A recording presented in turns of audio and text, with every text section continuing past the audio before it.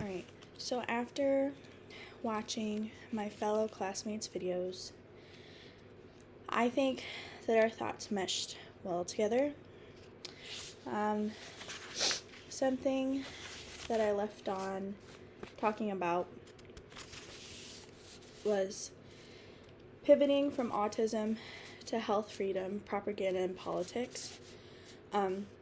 As bad as things have gotten by 2019 as a result of anti-vaccine campaigns that helped fuel the return of measles in the United States and that made daily life uncomfortable for me and other scientists, nothing quite prepared us for what was about to unfold with the emergence of COVID-19.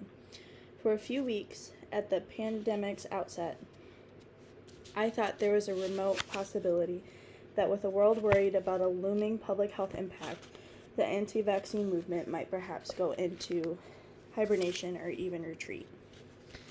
And then it kind of just goes to talk about, like right here, it says, first, the anti-vaccine movement needed to re-energize, in part because its foundation based on phony autism links was unraveling. Many of us in the biomedical community provided convincing evidence that vaccines did not and could not cause autism. Detailed and summarized in my Rachel book, the evidence included large epidemiological studies showing that kids who received vaccines were no more likely to acquire autism than unvaccinated kids. Excuse me.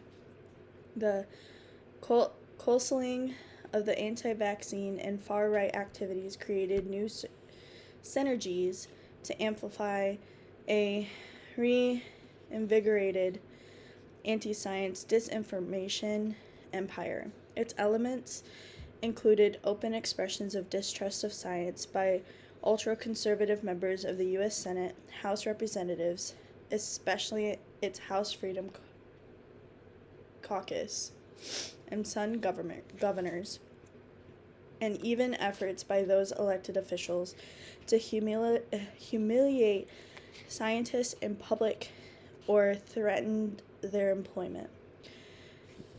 And then something else that I mentioned or highlighted that I thought was really important. The impact of such anti-science activities was immediate on two fronts. First, it made scientists fearful of speaking out to defend the science of COVID-19 vaccines and preventions or to come to the aid of our colleagues under attack.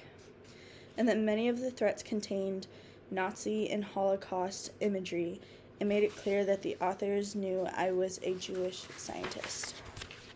So then it goes to talk about